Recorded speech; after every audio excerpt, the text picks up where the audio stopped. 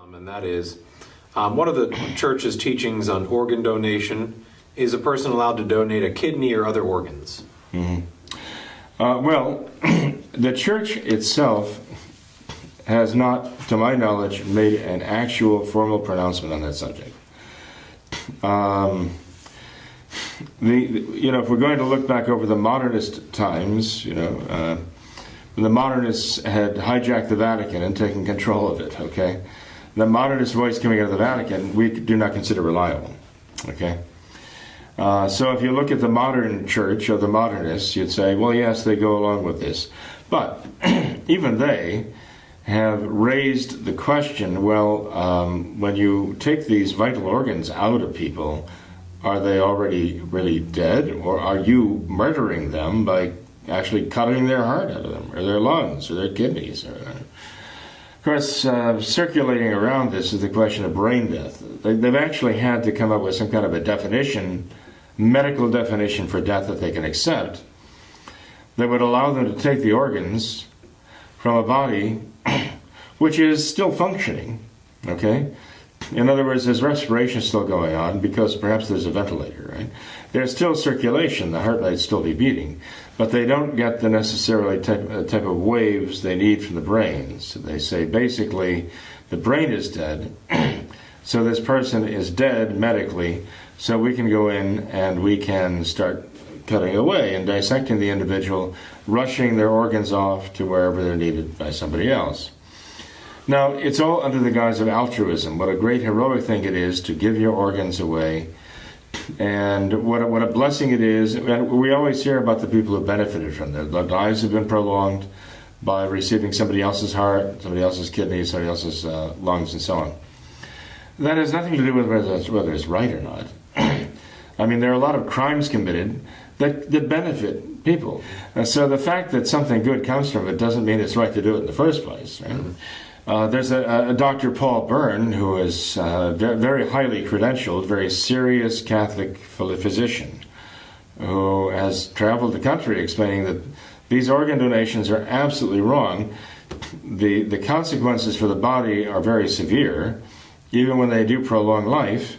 The body is constantly trying to reject this because you've got something alien. It belongs to somebody else. It doesn't belong to you. You have to suppress the immune system, and he says this is a sign that this is not natural. It's a medical case that he makes, essentially, right? And maybe a philosophical case and some theological case too.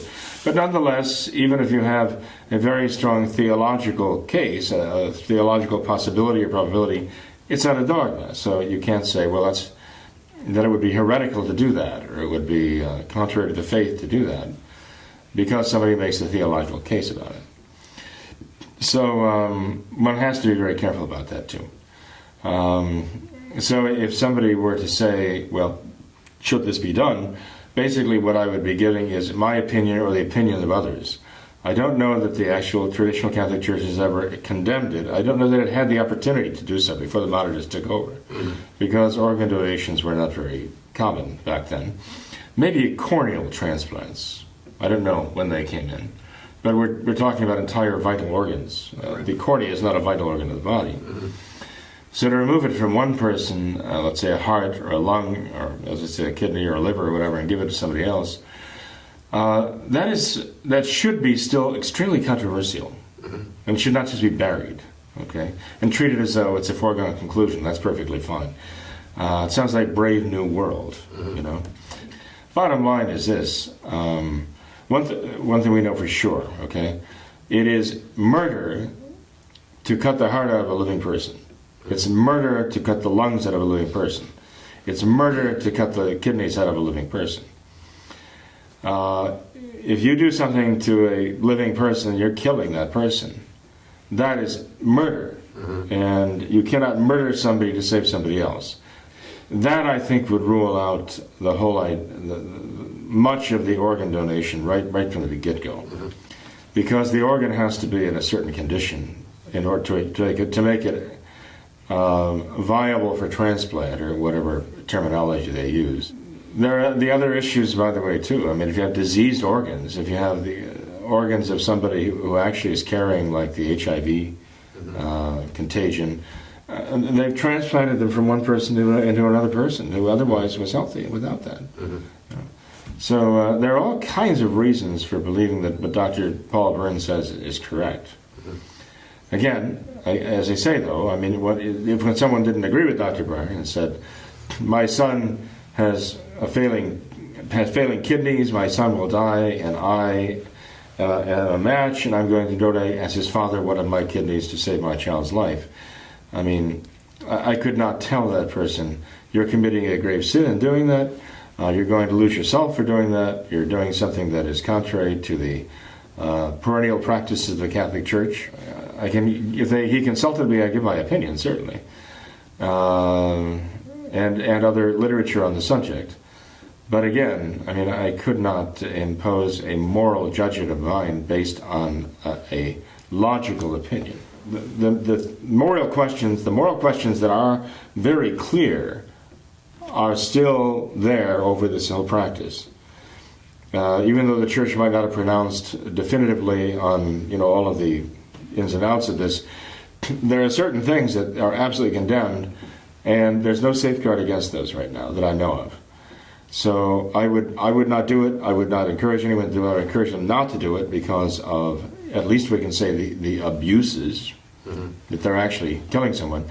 This brain death business, they've kind of contrived that, they've just contrived a definition that allows them to start pulling organs out of people.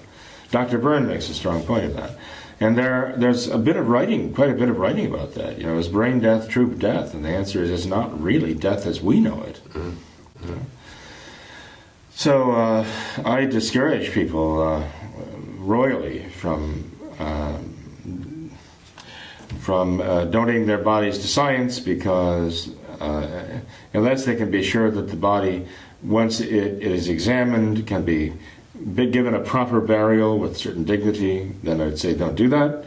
Unless you can be sure that you're not going to be murdered, okay, don't put your body on the line for organ donation. And don't be signing up for organ donation if you think there's a likelihood you're going to be receiving the organ from someone they murdered to give it to you. It would be almost two different categories, right? You'd have the organ donations where you're talking about, a heart or lungs or something that would obviously, that if you took it from someone would kill them, or versus maybe, you were talking about, a cornea transplant or a kidney. Even a kidney can survive without that. Right. So you're actually killing someone. Right. But nonetheless, I mean, when you do take a functioning kidney out of a person who owns it, I mean, it belongs to them, even if they're willing to give it away to you, you're mutilating that body. You are not helping that body, you're hurting that body, okay? It can survive quite well with one good functioning kidney.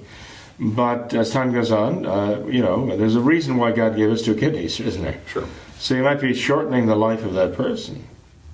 But the Lineker Quarterly, as I understand, has carried a number of interesting studies on the subject that one might do well to consult on this subject of brain death, organ donation, and so on.